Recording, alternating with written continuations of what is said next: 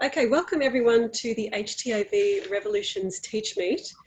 For those out there who are new to the concept of TeachMeets, they're fun, fast ways of getting some professional development where we move away from the conference setting and we move more to a bit more of a casual chat, interactive kind of a setting.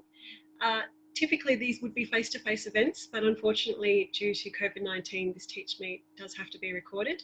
Nevertheless, we hope you enjoy what you hear, and yeah, we'd love some feedback. So again, welcome to the HTAV Revolutions TeachMeet. And here, first up, we have Maddi Schmidt from St. Francis Xavier College.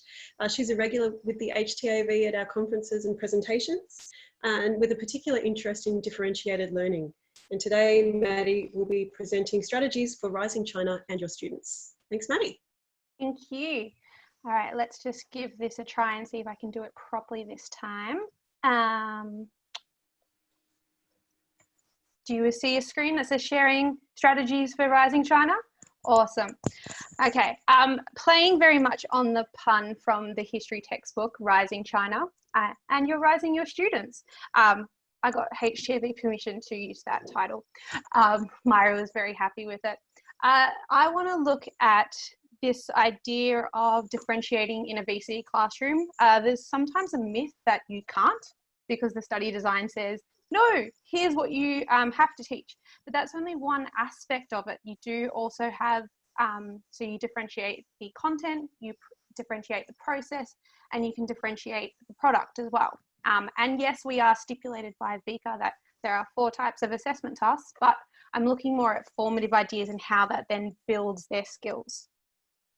And so one of the first things that, we're skipping through, that I just want to look at is, you all probably know about differentiation. It's nothing new, and it's a buzzword that probably came around a couple of years ago. But one thing is to know your students and then don't get overwhelmed with it. Start at the very beginning, and when you say, okay, I want to start incorporating more differentiated activities or differentiated instruction, pick several low prep activities and then maybe choose one higher prepped activity that you can then embed into your teaching strategy. And before you know it, you get to the end of the year and you, when asked, or if you're having to reflect in like an annual review, you see that you have quite a few in your activities arsenal. So some of the lower prep strategies that I just want to look at today are some games or apps that you can for mastery of skill and knowledge, some homework options, and some mini lessons.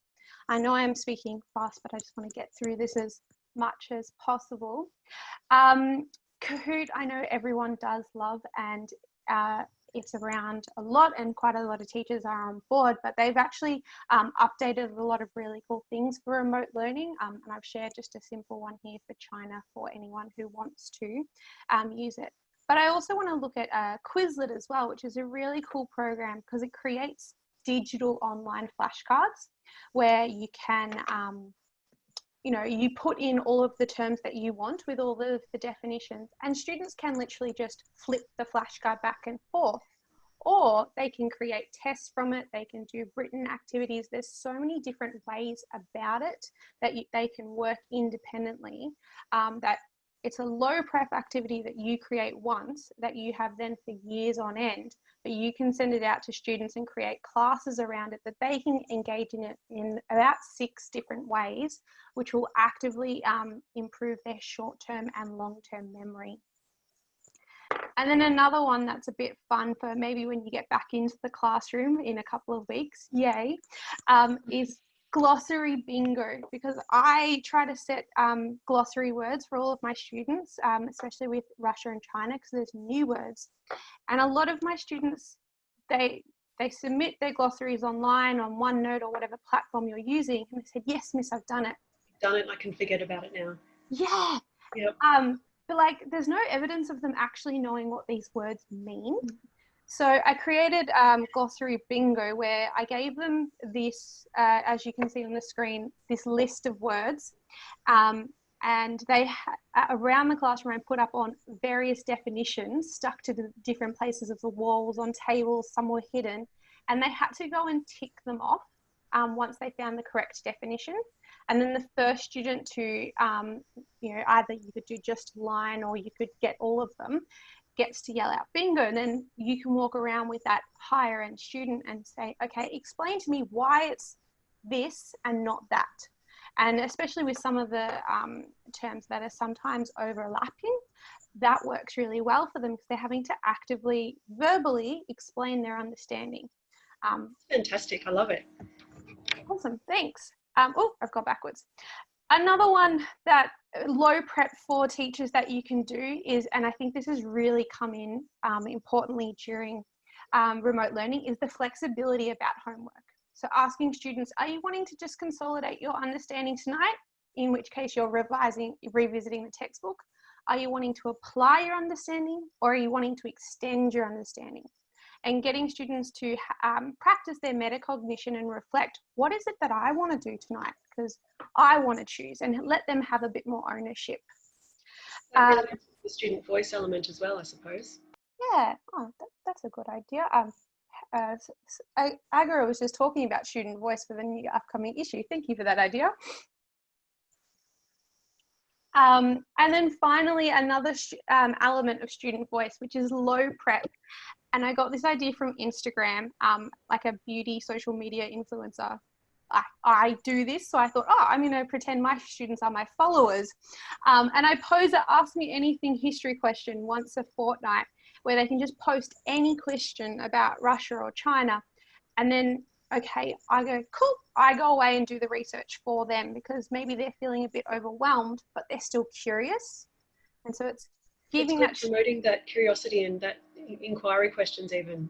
Yeah, but without putting the ownership of, I remember when I was in year 12 and I'd ask my teacher a question, she'd always say, that's a great thing for you to go home and research tonight. I was like, no, just give me the answer for once. Stuff to do. Yeah, like I have 5 subjects to study for. Whereas me as the teacher, I'm like, I teach history. I'd love to be told that I have to go home and do a little bit more research for the students asking for answers. Yeah, absolutely. Yeah. And I'm aware that I've got to move on. So the final stage is the higher prep, which probably taking on one strategy in your classroom. And so this is where you can look at choice boards. Now, I've taken this from Twitter. This was shared by Ilya Van Wer, where it actually looks like this, where I coined it a confetti chart, where students say, I've done the homework, but they don't know what it means to study. And so this is where you give them a study choice chart of, once you've done my set comprehension questions, I want you to choose one to do tonight. And then they go back and then they add to that. So there's the template there, and then there's the scaffold strategies there, and you can adapt it any way you want. And then also with the tiered writing. So I teach at a very broad range mixed ability school, where I have students who love history, hate writing. And then I have the love writing, I picked history students. And so this is where you start with a lower range question of, what do you know about Mao? And you brainstorm. And then you can build up to, how did Mao's leadership contribute to the revolution? And then you can build it up to evaluate the significance of Mao. And once you take students through the steps of seeing the difference in each question, they then elect which question they want to do. Generally with my classes, I make all of them do the medium one, with a few doing the green, and then a couple I say, no, you can go to the red. But using that Nando spice range that I noticed that, I like that. And that would be recognisable and another way to engage them as well. Absolutely. I'm probably breaking copyright law. Please don't tell Nando's. But I think they really like that. There is also the traffic light idea, which is a little bit more lower end of the school. But Nando's, I feel, is quite a contemporary senior school example for students to use. Yeah. And then wrapping up is just another example that I used from Twitter. I think this has been shared a number of times on the History Revs network, and then also on Twitter, especially by Dr. Catherine Hart. She loves these lotus charts, where you pose a question in the middle, and from there you have 9 questions that extend from there and really allow students to share their understanding and organise their ideas in a very colour-coded and logical spider web mind map. I think we see our students struggle so much with organising their ideas on paper. That's a great scaffold there. Yeah. So they're just some of the ideas that I'm playing around with at the moment. Differentiation is my game at the moment. It's what my leadership role's in. So I'm always finding new activities that people can put into their arsenal. So they're just a couple. Well, thank you very much, Maddi, for sharing. Lots of valuable resources in there, particularly liked the tiered writing and ask me a question style influencer activity, familiar to our students, I'm sure. Next up, we have Sophia Marsden-Smith of Williamstown High School. She's in her 6th year of history teaching, and she has a particular interest in revolutions. And today she will be presenting to us strategies, engagement and revision, teaching the French Revolution. So take it away, Maddi. Not Maddi, you've just take it away, Sophia. Perfect. Thank you, Lauren. Thanks for having me today, everyone. So I'm just going to talk about France today. So strategies, engagement and revision, teaching the French Revolution, alluding to liberty, equality, fraternity in a sense. So just sort of playing around with that idea. So just as a fun little thing, being in the environment of COVID-19, how we all begin work emails now. I hope your family is all in good health. So put some Darcy and Jane Austen in there. In terms of what I've sort of been working through with my students for revolutions, and I've found online learning a challenge for this is because we're obviously an area of study too for France at the moment. And as we know, when teaching revolutions, especially teaching the France-Russia combination, area study 2 is the most challenging area study to be doing, especially online. So what I've tried to do is really break the content up for the students, and I do this when I teach usually, but especially now. So I sort of give them the big overview, the big picture, the narrative. For me as a history teacher, the narrative is quite important, especially when engaging the students, especially to create like close reading and forming links and backwards, forwards, and especially with the study design, how area of study 1 and 2 are so split in that sense. Also then adding more, so analysing and complicating the narrative. So Michael Adcock's been wonderful, being my mentor through HTAV, just working with me, and he's got a great range of PowerPoints. So I sort of use those as well as his textbook, which is our set book at school, to then, you know, add more information to the narrative and give them something beyond the textbook. And I sort of do what Maddi does as well, where I sort of give the students their own agency, you know, to go away if they have a question, you know, I sort of, they can ask me a question if I don't know it, I can come back and sort of find more information about it, but they can as well. And then revision, you know, getting those summary notes, mind maps, quizzes, and then applying that knowledge. And I go into more depth about how I do that with them. So some of the key strategies I use, I get my students to really read ahead. So as I said, we use Michael Adcock's textbook. So every time we're doing something, I always get them to read ahead before I teach the content. They need to know that.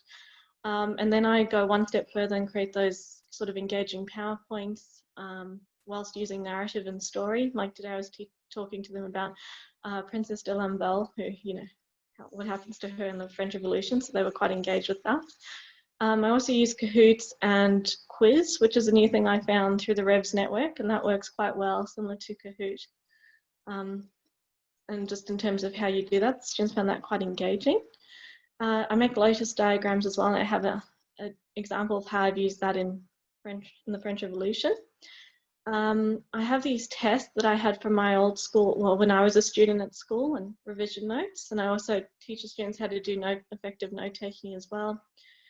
Using concept maps and mind maps, cause and effect charts. I don't know if anyone's used this for revolutions, but yeah, when I was at school as a student, one of the things my teacher did quite well was we sort of looked at pies, like as you said, Maddi, from your talk earlier last year, and sort of going through that and categorize it into 4 columns and getting the students to sort of embody that for area study 1. And then for area study 2, I've got a poster of what that looks like with the 5 time periods. So I also have Quizlet, which I use for timelines. I use the Harvard thinking routines, which are quite good, and also practice exam questions. So as I tell students, practice makes perfect. Sorry, slides. So just some visuals of the strategies I use there. This helps the students. I forgot what this little doohickey here is called again, but that flow chart sort of thing. And that visual element helps them too, especially with the timeline. This is an example of what my students were doing. Like, we have a key question, give me key knowledge on the estate. It's sort of like an annotated thing of key events, and they have to give me more ideas of what they said. And, that was done in like 10 minutes. Just let them roll with it, and they love writing on the whiteboard as well. I also try and I have quite visual classroom elements. I'll just show you quickly. So that's an example of my classroom display for Revs for France and Russia. And this was my friend Amanda Stefanovic at Wesley came up with this, and it's just a great way to be visual for the students, and they really enjoy it. They're very proud of their Revs wall. Also listening to Professor McPhee's lectures as well. When I do all the quizzes too, I use Class Dojo. I don't know if anyone's used Class Dojo before. I'll show you what that looks like. It's essentially a behavior management tool where they all have little monsters, but you can use them in quite a fun way to do group work and points, and they get quite competitive. They love getting points because they answer a question, that sort of thing. Also using Peter McPhee's online textbook to accompany his lectures is quite good and serves as a great additional tool to Michael's textbook as well. And students really like it. Podcasts I use with Mark Duncan's podcasts. Differentiated readings too. I put those on Google Classroom, and Michael does that quite well in his textbook too. Quizlet. There was a great Quizlet one, and I've put the link here, where one girl created it for the quotes for both primary and secondary with the flashcards. So I'd recommend using that. And there might be some for China and Russia, but this one's for France in particular. I haven't been able to do this yet, but actually using role-playing and embodied pedagogies. So just when I get back to school, I want to use that for France Zero Study 1 to embody those key events. This was a great thing that Professor McPhee gave me to use for the French Revolution in particular, and these are his notes on that, where essentially he emphasizes the idea of stressing key moments in the narrative to make sense of the detail, and he gave me that slide to emphasize to the students, how we have the 4 parliaments and the 2 major turning points, and that division as well. With the Jacobin Club, and he said if students can grasp these few key moments in the narrative, how they've taken a major step. So that's really something I'll be working with them in depth as we go through Area Study 2. That's an image of Class Dojo. I'm happy to send a link through for that. This was from the Revs network as well, about the ruling government, because I find that confuses students as other teachers do as well. Image of Peter McPhee's lectures, and that's the book. I also found this book quite useful as well for anyone for the French Revolution. It's a documentary survey of the French Revolution. Michael's very kind to lend me a copy of his, but I do recommend it for a text if your school has it. It just has lots of extra additional primary sources that you can use with students. This is my annotated timeline with visuals that I have in my classroom as well to just get students thinking of that.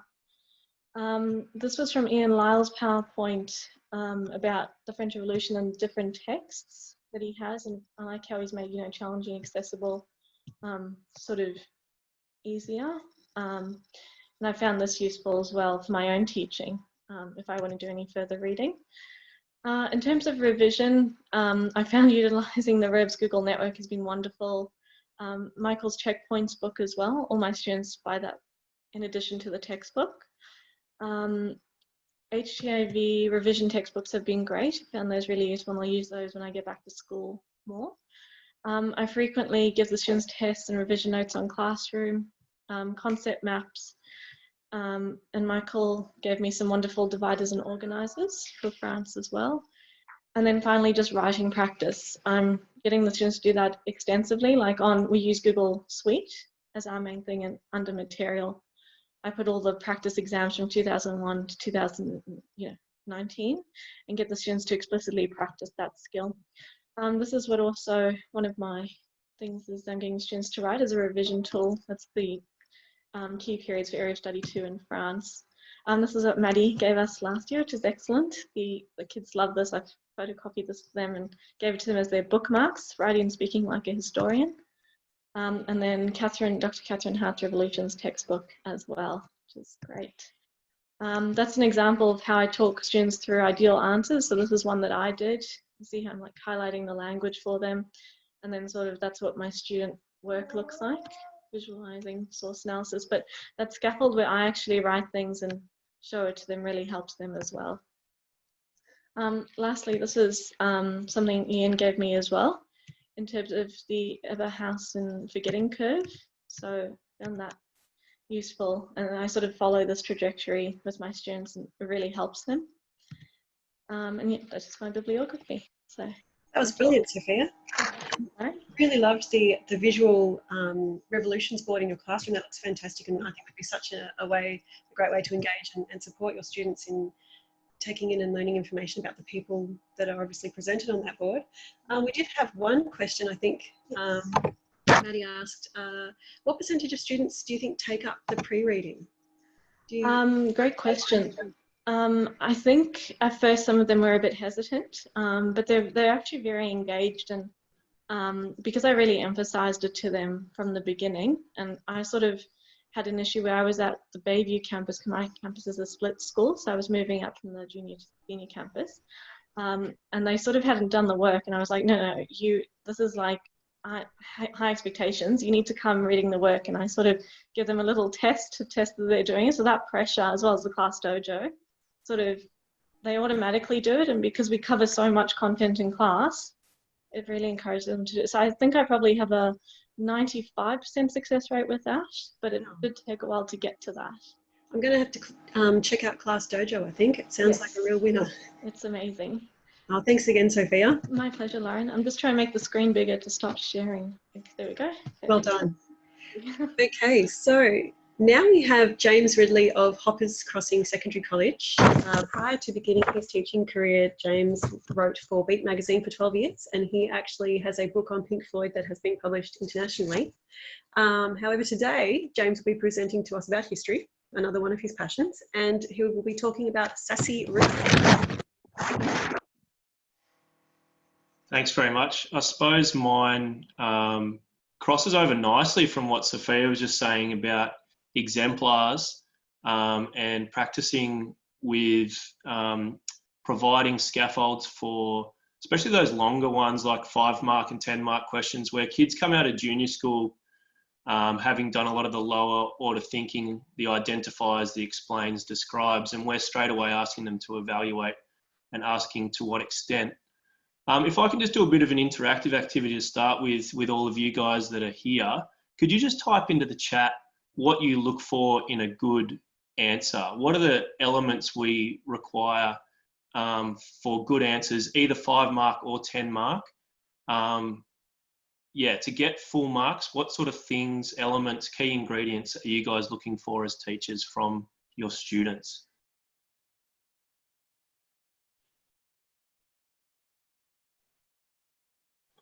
So straight away, evidence pops up. Sources, answering the question, historical thinking, signposting, evaluating, evidence pops up again. So when I did this at the conference earlier in the year, I set up a Menti, and overwhelmingly the word cloud said evidence. Sources, perspectives, historians were some other ones that popped up. And then you guys, yeah, seem to be along the same kind of terms. Basically coming into teaching revs especially, I found it quite difficult trying to figure out what VCAR want. And because we don't sort of get the rubric for the exams at the end of the year, it's a bit of a secret society if you've done the exam marking or not. So trying to distill down what VCAR expect and trying to make up rubrics is basically how I spent my first 2 years And now this is the result of what I've sort of come up with. So it ended up being Sassy or Sassiolo, and you'll see why. So the goal for my little session now is to apply catchy foolproof rubrics to mark and scaffold SAC and exam responses. So first, identifying problems. At Hoppers Crossing, we've got a lot of EAL and low literacy students. And as Maddi was saying, a lot of kids are able to talk in class, they're able to discuss issues, but as soon as it comes to writing it down, they freeze up and they struggle, which is a real shame. And especially for the end of year exam, where so much of it's down to how much you can remember and how fast you can write, this sort of gives a tool to help those kids when they're in that time pressure. So designing solutions and then applying rubrics. So you guys have just done that for me, and overwhelmingly you guys have said argument, evidence, answering the question. Okay, this is the same kind of thing that I've come up with, having looked for rubrics, and again, the Revs Network, Ian Lyle's quick assessment guides were really handy early on. Looking at the advice for teachers and that kind of thing, I was really trying to figure out a structure.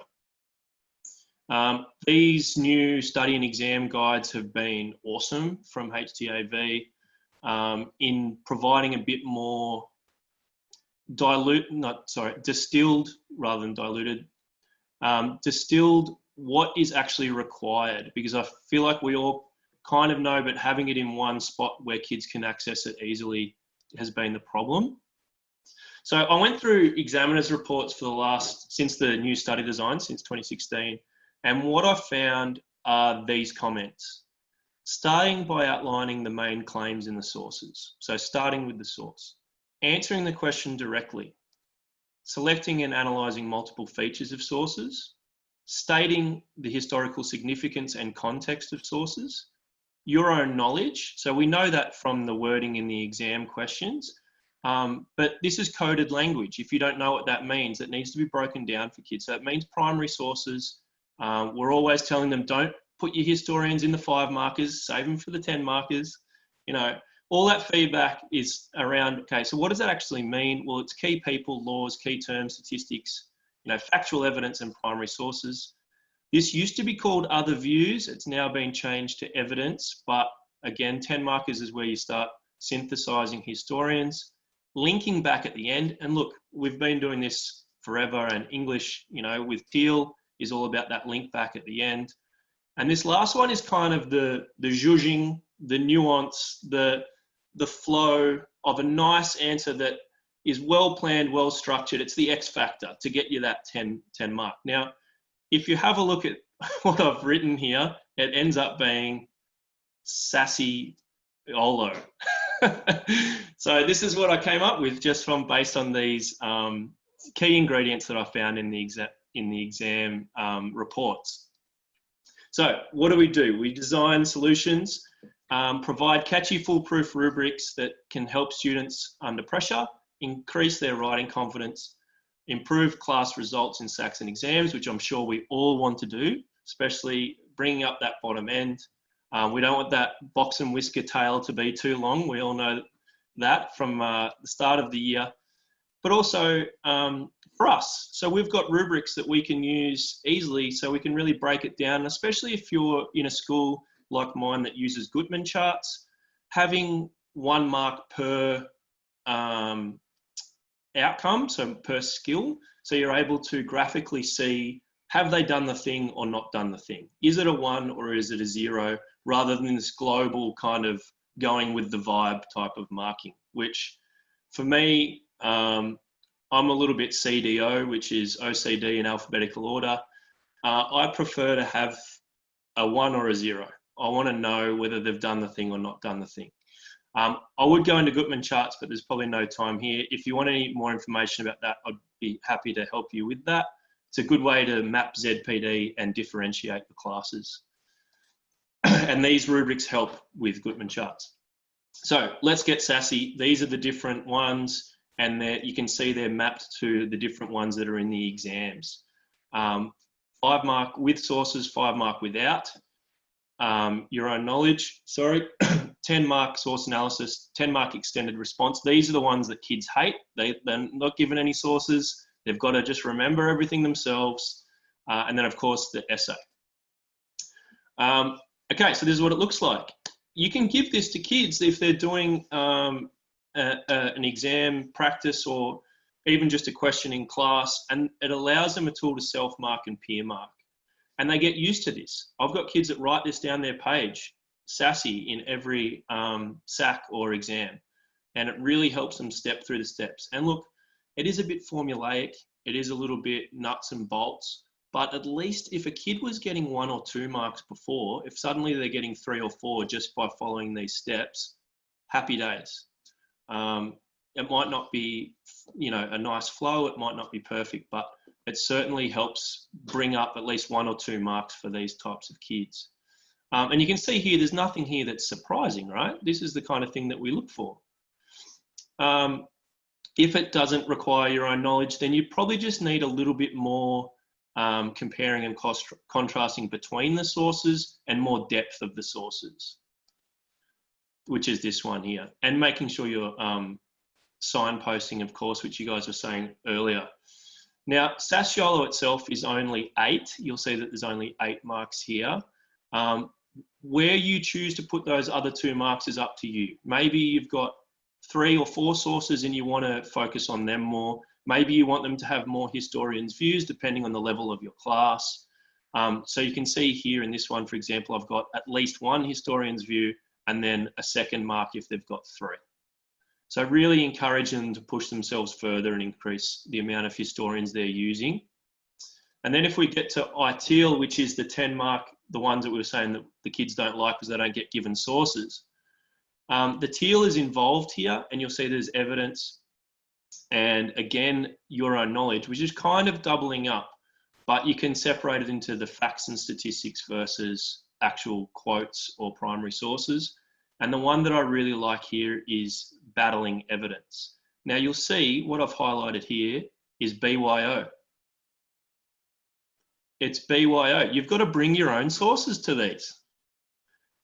So they know this. It's a BYO question. It's one of those ones. Ah, no, I don't get given sources. So it's BYO, and it's really this battling of evidence. Now, in my classes, I'll have 2 historians fighting with swords to show, right, these historians disagree. Great at year 11 if you're doing intentionalism versus functionalism. Great in Revs with Marxist versus revisionist historians. I know we don't do historiography, but we are looking for supporting evidence or conflicting evidence. So this is what I'm really trying to build here. So these structures or scaffolds also allow you to, you can break these up into different activities, like what Sophia was doing with her activities and Maddi with the differentiation stuff as well. And then the 20 marker, which is basically 3 times teal. Sorry, it's a little bit blurry here. And then I've got Fabiolo in here, and it's basically focus on the prompt first before you go off. You've probably all got those students that love going off into what they wanted to talk about. First, you need to focus on the prompt provided, maybe the first 2/3, and then the last part of your essay, go for it. Add in this other cause that you really wanted to talk about and you were sad that the question wasn't about that. And again, the BYO is there. Obviously, in an essay, you need to BYO a lot. It's big BYO. It's a big party in there in the essay. So yeah, lesson activities, self and peer feedback. You might give them an answer, an exemplar, and get them to look for the Sassy and use different colours. Works really well. As I saw you were doing, Sophia, as well in yours, highlighting the different, your own knowledge or the different historians. We do it when we're marking as well. We might use different coloured highlighters. And then something that I've been doing since online is just get them to put all their answers into a document for a practice sack or whatever, number them off, right, you're going to do all the number 1s, you're going to do all the number 2s, you guys mark it and highlight where you find that evidence. And I've found that works really well. They see what they're lacking in their own answers and they're able to identify what's missing in other people's. And once they get past that, I don't want to be harsh to my friend. Yeah, they tend to really enjoy it, and it brings their own answers up. And all of that together is the golden egg. catchy, foolproof rubrics, sassy lesson activities and targeted feedback, improve SAC and exam responses, increase student and teacher efficacy. Thanks very much. That's me. Thanks, James. I think we had a bit of feedback coming through the chat there that the Whitman charts certainly sound really interesting, and I can say from experience they are such a great help when you're trying to clearly see where your different groups of students are if you're trying to differentiate your learning. So completely agree there. Love the idea of rubrics that are usable for students as well as teachers as well. Fantastic. Next up we have Adcock, Head of History at Melbourne Grammar School. When he's not teaching, he conducts tours of Paris and St. Petersburg for academy travel. And though he will now be presenting Patriot pictures interpreting Russian revolutionary art. So thank you, Michael. Have we got Michael? Coming in, trying to come in. There we go. Thank you, Michael. Good. Thank you very much, Lauren, and good evening, everybody. Yes, this is one of a series of 3 lectures called Patriot Pictures, one on France, one on America, and one on Russia.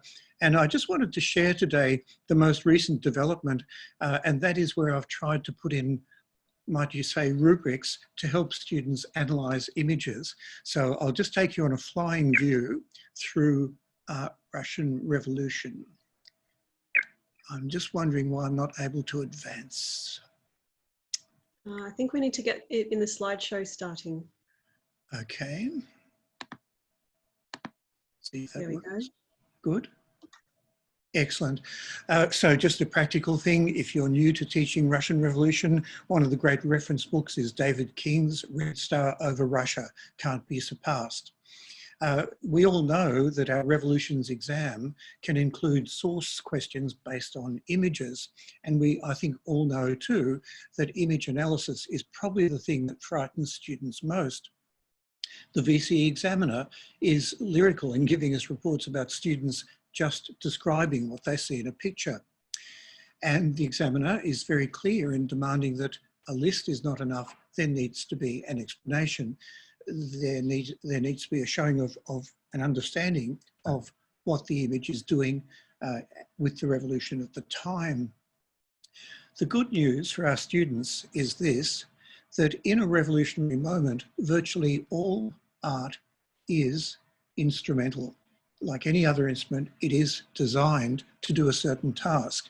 So at least our students can go to an image sure that there's a message in there and that message can be encapsulated for the examiner. So the chief examiner has said she wants to be told front up what the image is actually doing. And in the case of the Russian Revolution, it's even easier because we do know that the use of imagery from the government was intensive, extensive, and highly effective. It was one of the reasons why the Bolsheviks won in the end. So I'm going to talk about agitprop, and Lenin is credited with creating one of the great modern propaganda machines of the world, and he already had a stable of very talented Russian artists there. Stephen White has done a calculation of just how many posters were made, particularly during the Civil War, one of the great emergencies. Lenin had a minister of propaganda, Lunacharsky, and there is his ministry of propaganda with the commissar in the leather jacket at the back, and these 4 young women are doing work for the crime of having been middle class. People like Alexander Apsit were already talented artists. They became very important players in the Russian Revolution. And the use of imagery by the Bolsheviks was massively intensive, as we can see here, by the use of painted agitprop trains that spanned the great distances of Russia. I do mention to students in the background, as a background, that communist visual art took a huge number of forms of expression. You had displays, you had processions, poster art, that will be our main one, mobile art on trains, lorries, even paddle steamers. You had cinema art, which I don't think could come onto the exam. Later on, only later on, the big paintings on canvas came in. They take more time. And in the rush of events of the Civil War emergency, there wasn't time for that. You tended to use graphic arts. So there you can see the Bolsheviks in the process of giving out these vivid coloured images from trains going to remote villages. The great secret weapon for the Bolsheviks was graphic art because it could be produced so rapidly. Posters, lithographic posters can be designed, drawn, printed out and posted up on the same day. And I'm going to look at a few examples of that responsiveness. Let's move to the Civil War, autumn 1919, or even before, May 1919. Yudenich is on the very outskirts of St. Petersburg. The government turns to Alexander Apsit and asks him to urgently draw an inspiring image. He does it in just one day, literally as Yudenich was approaching the gates of the city. 50,000 posters were put up in one day and thousands of workers volunteered and threw back the enemy. There it is. That's an example of very quick lithographic work. Only one colour because paints were expensive and extra colours took time. I did want to talk about the main themes of revolutionary art, and in particular to give the students a sort of toolkit for talking about what an image is actually doing, because that's what the examiner has asked them to do. So I came up with these STEM sentences. The main purpose of this image could be the vilification of the evils of the old regime, the illustration of communist political principles, obviously the glorification of the great leader, the imaging forth of a new society, emphasising economic growth and material welfare, and the villainisation of the enemies of the people, real and imagined. I've given this lecture to a number of classes for both France, Russia and America, and teachers have really grasped these as being a simple but effective way of giving students a vocabulary for just getting to the essence of an image. So there, you can start talking about categories, showing, villainising the old regime. There you've got the priest, the Tsar and the kulak. That is one of the earliest propaganda posters, and you notice it's in very simple colour, only one colour blue, and it's in Ukrainian because we're trying to convince the nationalities.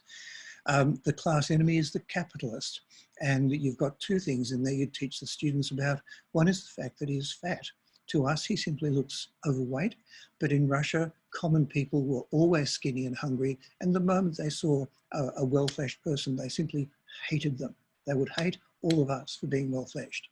And then you've got this universal language of the spider web. Capitalism is like a spider web. You've got this something that everybody can understand. Everyone understands the helplessness of a fly caught in a spider web as a worker is caught in the capitalist system. And once you invent that sort of language, it also works for the church being a spider web trapping people. And then here you've got the rich kulak, a spider web trapping people as well. And now you're starting to get a sense of the expression. Also the hatred of the Western allies, the mask of peace and the bestial face. And then the other way is, the final thing is that the examiner has said that she wants the students to weave back and forth, mentioning a detail in the image and then referring to something in the revolution, back to the image and point out another detail and then refer to something in the revolution. And I think I'm just out of time, so I will close on this last point, that one of the best techniques to give the students is to ask them to look carefully at the date of the image. It's normally given. They normally miss it. And all they need to do is to ask either, what has just happened at this point in the revolution? And could this image be a response to what's happened? Or maybe, what is about to happen? And is this image getting you ready for whatever the event is that is about to happen? And I think I might have one last slide. I just thought you'd like to know that Agitprop is alive and well at Melbourne Grammar School, and that's what my naughty little students have made of the communist patriarchy. Thank you very much, everybody. Oh, I love that. That's brilliant. Thank you very much, Michael. I've never come across mobile art or cinema art before with Russia, so I'm definitely keen to look into that a bit more. It sounds like it would have been quite a good way to communicate with, especially mobile art, with a large audience quite quickly. And definitely the statement weaving back and forth between the image and then the revolution, and the image and then the revolution, I think that's definitely something where our students can get stuck quite easily. So reminding them of that certainly doesn't help. Sorry, it certainly does help. Gosh, I'm doing well. So next up we have Ashley Keith Pratt. He teaches history at Melbourne Girls Grammar, and he recently completed his Master of Education with a focus on historical thinking and curriculum theory, and he will be presenting to us about historical thinking skills. Thank you. Everyone hear me? Yep. Okay, so what I wanted to focus on for mine is a little bit more related to, I suppose, curriculum and the aims of what it is that we're trying to do with our students. And this is some work that was done that was originally for what was meant to be the new VCE study design for 2021, but now for 2022. But it's very relevant also for the Victorian curriculum as well, even though it doesn't quite organise it in quite the same way. And when we talk about historical thinking skills, we're talking about a collection of approaches, skills, attributes, concepts that students have to engage with material, to essentially think like historians. And we've identified 8 different elements to this: asking questions, using evidence, perspective, significance, cause and consequence, continuity and change, historical interpretations, and constructing historical arguments. These aren't sort of atomized and siloed concepts and skills so that students sort of use one by one. And to bounce off Michael's thing of a spider web, the concepts all speak to each other as well. They're never something that can be really addressed in isolation. Because if you're looking at something like the causes of, say, an aspect of one of the revolutions, you can't really get away from the fact that students also have to use evidence in order to articulate an argument about that. And then suddenly you're starting to draw in 3 of these different concepts that students have to work with here. So very much that they work with each other. You can see here. What I wanted to do is just go through one by one and just identify what is it that the higher achievers do that really demonstrates this understanding versus what some of the lower attainers do in this space. And I've also put a quote from some of the research for this that sort of speaks to these different concepts and skills. And so the first one about asking historical questions, and John Whitehouse wrote in a paper that historical inquiry is driven by questions about the past. Historical reasoning is the capacity to create an argument in response to such questions. So generally what we see with higher achieving students in this space is that they are able to construct a variety of questions in order to frame an investigation into the past. So these questions can be descriptive, such as, what happened in the Peloponnesian War, or they can be causal, what were the causes of the revolution. They can be comparative, so how A is similar or different from B, or they might be evaluative, so how much was X a factor in Y. And they also, as they inquire, they might add questions in or modify existing questions that they have there. I'll probably just for time, because I don't want to go on for too long, just stick to what some of the attributes of higher achieving students are. So with our second of our concepts there, we've got here using evidence, which is pretty central. I suppose you'll all agree with me on this. So Peter Satius and Tom Morton wrote a really good book called The Big Six Historical Thinking Concepts, where they wrote here, the process of writing history using primary sources involves a 3-way interplay among the inquiry questions that propel the study, the close analysis of available sources, and knowledge of the context of the sources. Each informs and refines the other 2. The mutual interplay is what makes doing history possible, but at the same time, what makes doing history so difficult. And again, the higher achievers in the space of here get really good at inferential reasoning with sources. One of the most difficult things to teach to students is how to infer from a source of key messages. And it is we all know one of the most difficult things. And for us as teachers who do it so subconsciously, we can put up a source and say, well, it means this. And we have a lot of students sometimes who say, how did you get from the source to that? Like, what is that pathway you've just taken? So if, higher achieving students are able to engage in that sort of inferential reasoning there. They ask good questions about a source that turns it into evidence, because a source on its own is not evidence. But sometimes if you ask about its origin, its perspective, You ask about the context of these sources. When we interrogate a source, that is when we turn it into evidence about the inquiry that we're undertaking. I'm sure we've all seen students who put in a reference to a source, but it doesn't make use of the source in any way. It doesn't contextualize the source. It doesn't identify its perspective or origin. That's not a good use of sources. And then also corroborating the inferences with other sources as well. So sometimes, like they now do on the VCE exam, when they're given a selection of sources that they have to examine, looking at similarities and differences and things in there. Our third one here. So this one is about exploring historical perspectives that we have. So Seixas and Morton, who I've quoted a few times here, say that we enable them to use evidence to make evidence-based inferences about the thoughts and feelings of the characters of history. Students learn to take historical context into account when making inferences and seek out multiple perspectives when trying to understand the events of history. And very much higher achieving students here understand that famous quote that the past is a foreign country, that people in the past thought differently to what we do. And they don't engage in what, a great term that I learned, they don't engage in presentism, which is imposing the beliefs and values of the present onto the past.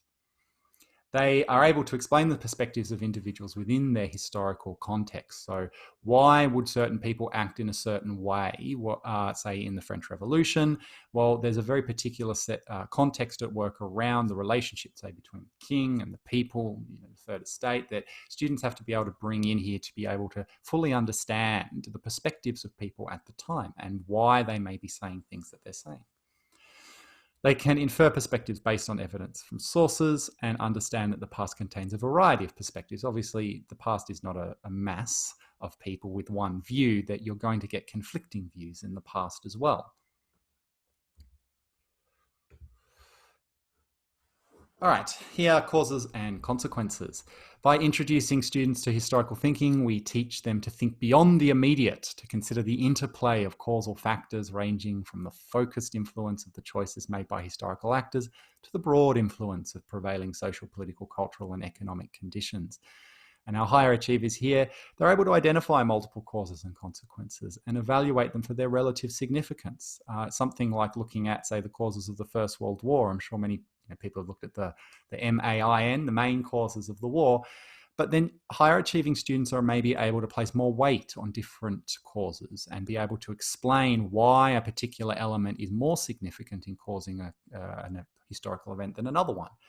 They're also able to look at the interplay between actors and conditions. People don't act in a vacuum. There are conditions and contexts of the time which influences how they act and why they act. They are able to identify intended and unintended consequences.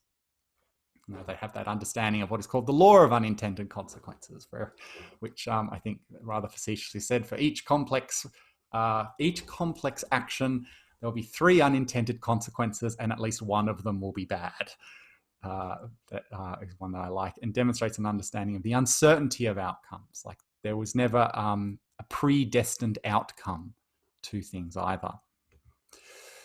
Continuity and change. By teaching students how to think like a historian, we enable them to see change as a process that speeds up and slows down, sometimes takes a turn.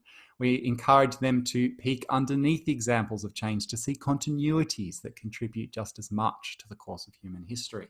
Higher achievers here use ability to sequence chronology to demonstrate the interwoven nature of the concept. There is definitely, if students don't have a thorough understanding of the chronology, they won't be able to see continuities and changes because they can't see the relationship between the events as they progress. Higher achievers also understand that there's varying paces and degrees of change and continuity. They're able to talk about progress and decline for different groups. So a change in a historical period might be good for one group, but bad for a different group. So things are not sort of absolute. Things don't get better for everyone or worse for everyone. They can periodize chronology as well, that these different periods have different sort of continuities and changes happening. And then using historical interpretations here. They not only enlighten students about the inside story of the historical profession, but it also makes history more alive and interesting to them. It helps them to understand that everything is not always known and agreed upon, that in the future they can contribute to the ongoing debates about the past. And our high achievers are able to make links between historical interpretations, show how they build upon previous scholarship, and use these interpretations to illuminate aspects of the past. And this is probably one of the bigger ones here, establishing significance. When students are taught to think critically about what is historically significant, they learn not only the results of the work of historians, but more importantly, how to make reasoned decisions about historical significance. Higher achievers are able to explain how an event resulted in change, how it is revealing, they construct significance through narrative, and how it varies over time. And our final one here is about constructing arguments. Historical writing, like most other types of academic writing, uses data, warrants, and claims to construct a rational argument. However, the nature of the data and warrants and the way the evidence is framed is singular in the manner which historians write. I really encourage that article, which I've got on my last slide, reference to about historical writing.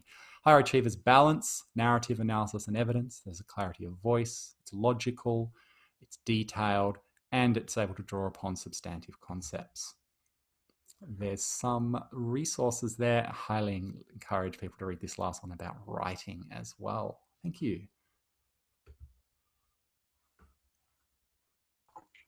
Thank you very much, Ashley, for sharing. I really liked what you said, the past is a foreign country. I think it's really important for our students to understand that they need to step away from their own perspectives and their own contexts and try to put themselves in the shoes of those who are living at the time.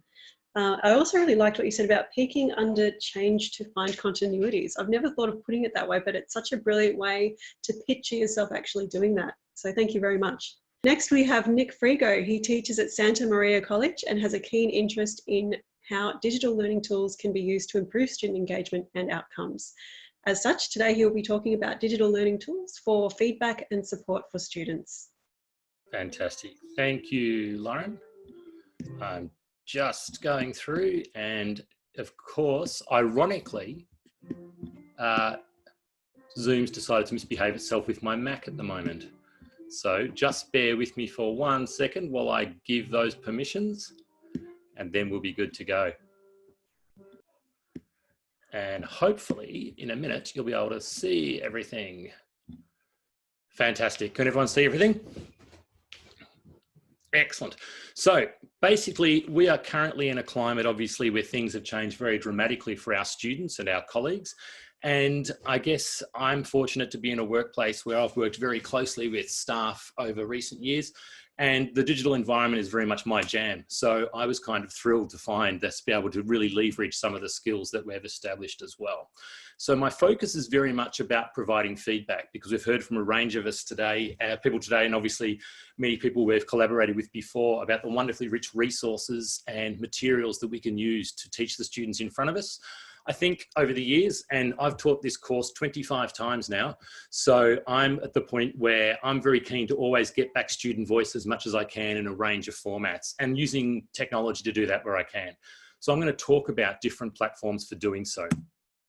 To me, very much giving feedback to students and keeping them engaged, variety is the key. And I want to talk about feedback coming from the teacher, but also student feedback. So very much considering it as a loop. It's not a one or two way street. In fact, it's a real loop that's constantly moving through as we interact with each other and work towards a common goal of that end of year examination.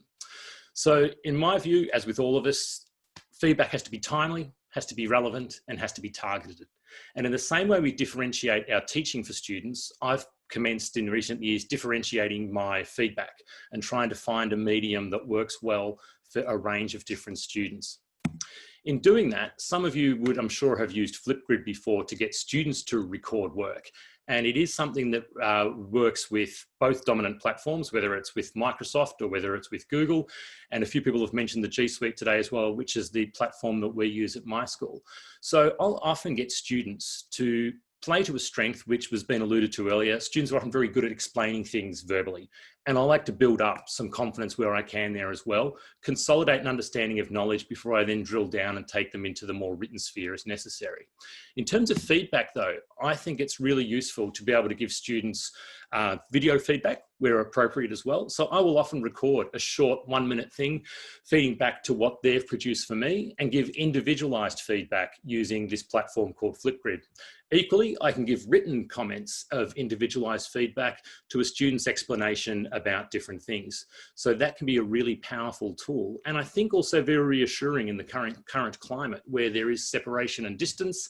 And, you know, in the time that we are now, we don't know what future arrangements are going to be as we interact with students in different contexts. So to be able to give that captured and individualized video and written feedback via a platform, I find Flipgrid really effective. And this is right through from 7 to 12, I'd have to say as well.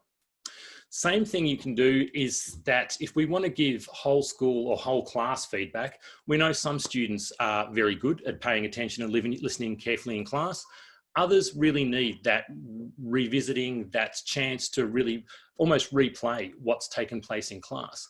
So sometimes if I want to give some very broad feedback to the whole class about response to a particular question, using whether it's rubrics or particular criterion, I'll often record a 2 or 3 minute video that I will then show in class, talk about it with them, but then share the link and they can come back and watch it again.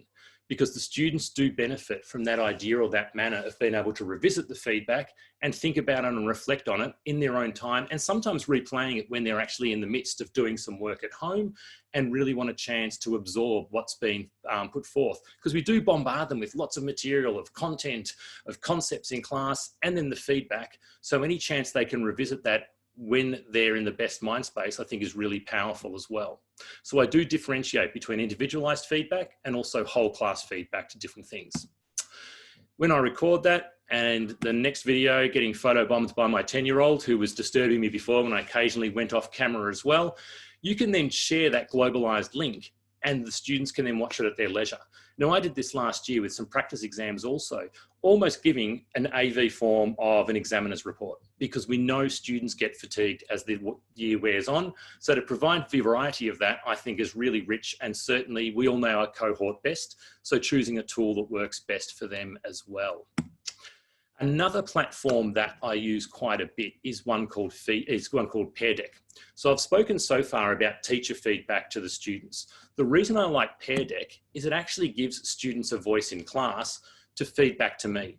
So I will integrate this with my Google slideshows and throw in the occasional slide asking the question, okay, have you got this? Do you understand where we're at? And they can anonymously drag their little red or green circles across, and I can get a sense in real time from the 25 kids in front of me, yep, they've got it, no, they haven't. You can do it so you can actually hide the identity of who's doing it, which is what I normally do, because you get much fuller and frank response and a sense of whether they've captured what's going on. So students can give voice in the pace of the learning. And I'm really big, I guess, of getting feedback from them to make sure that my teaching and learning and my feedback for them is as effective as possible. Equally, reflect at the end of the lesson, get some feedback from them. Was that too hard, just right, too easy? I am especially relying on that now in this climate where we are working remotely and different schools have different expectations with the way they're engaging with their classes. But to get that very agile, flexible feedback is absolute gold to be able to then tailor the next lesson and make sure I'm supporting a range of different learners also. So Pear Deck I find very, very worthwhile. The other one that I use, and we've talked a little bit today about the idea of, oh, it was Siri starts to talk to me, of a large body of content that we're working with. In terms of taking them through key knowledge and also getting the narrative right before we can really delve down further into analysis and closer examination of some of the material, I do use Google Forms quite a bit. And a couple of people have commented about making students come to class with pre-reading done, or they've got their concepts right. For me, it's the knowledge that they will regularly get tested on their knowledge before we can go that deeper level. So with Google Forms, I obviously, and all of us do, have significant teaching and other loads in the school. So to be able to give effective general feedback as well as individualized feedback, and sometimes automate some of that, is very powerful. So using Google Forms, and I know there's equivalents on the Microsoft platform as well, I can actually take whatever response they give and allocate marks manually based on what they've read, but I can also have a generic piece of feedback for the question. And in this case, it comes across as the feedback for all answers. Equally, I can give individualized feedback as well. So I can type out what they might actually want. And excuse me, this isn't a Revolutions example. This is something from a Year 7 class, but it's something that I do across both teaching levels. You can even include a video of some feedback or a link to another site to recommend. So I think to be able to set an expectation and feedback to the whole class is really rich, but to be able to individualize the feedback in this digital platform and then to direct them and embed it within this to a source or a piece of feedback that's going to support them is really, really valuable. And I try to get the most out of that from supporting the students in any feedback I give them to make it purposeful and it's going to grow them as individuals.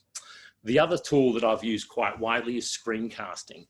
Now, this is really effective when the kids are working remotely and at the moment, but also when they go on SWAT-VAC, because we want them to be able to present work to us in a written form. So if they write by hand, scan it and send it to me, this is an example of a document I was talking through with somebody, but I can actually have it on the screen in front of me. I will record the video and the audio with myself in the bottom corner, and I will do little annotations on the screen and send them back a packaged video with me reading through their piece, commenting on what's working particularly well, critiquing on things they can improve with, and then basically giving a holistic kind of conference-based response, but without them having to lug themselves all the way into school to see one teacher as the exam gets closer. So that's something that the students get very, very familiar with working in that way. So to use the best aspects of the technology with still preparing them honestly and authentically for the exam with handwritten work, this is a really effective means to go over things. And the student feedback from them on this is they like being able to stop, replay it, look at it, listen to it while they're doing further pieces of work. So Screencastify is just one tool of screencasting that I use, but yeah, very effective for that. The final one, and I've got to be brutally honest, is that this has just absolutely grown in popularity and effectiveness in the current climate with my colleagues, because we are all feeding back to students perhaps much more frequently, much more in much greater detail where possible, whether it's formative or summative, but we can't have those informal conversations with students at the ends of class that we might normally have in the corridor. So in this instance, there's an app that actually integrates in the Google platform, but does also work in Microsoft as well, called Mote. And what it does is it lets you actually record 60-second voice annotations that you can insert anywhere on a digital document. Now, the students at the receiving end, if they have installed the app as well, which is free, it just helps in their interface and their experience of it. For a teacher's perspective, though, it's easy. The students get a slightly different view, and I'll highlight that in a moment. So you do get 60 seconds for each of the annotations. And there is also the opportunity, if you want, to actually have a transcript generated from it. So by you clicking on the link, speaking for 60 seconds, it captures and compresses the audio file, either makes a transcript if you want to provide that, puts it on the work, anchors it at that point, and lets you provide feedback, which we predominantly use Google Classroom as our learning management system. It integrates with that, but all of G Suite. And as I said, I know that there's also a version that works for Microsoft. If we look at the student view, if they don't have the app installed, they get this, a series of voice notes recorded for them. If they do have it, they get the voice notes sitting in that particular location on the piece of work as well. So we're all used to using Microsoft Word or Google Docs and giving written comments along the way. Shake it up a little bit, give verbal feedback, also expediting our workload for still getting the same level of feedback, but speeding it up a little bit, I think is valued by all teachers when we move through and want to give as much dynamic feedback as we can. I'm done. I spoke very quickly. I think we've pretty well held for time. I'll jump out of this and stop screen sharing and hand it back to Lauren. Thank you very much, Nick. Love Flipgrid, and Maddi shared in the chat while you were speaking that I think she's using that for peer feedback as well, so students can engage with each other. Is that something you've tried? Yep, as spot well? on. Yeah, it's Spot great. on. Fantastic. I also like the idea of student voice with Pear Deck and that instant feedback in the class. There's nothing worse than looking around the classroom, I think, and asking, does that make sense? And then just blank stares straight back at you. No.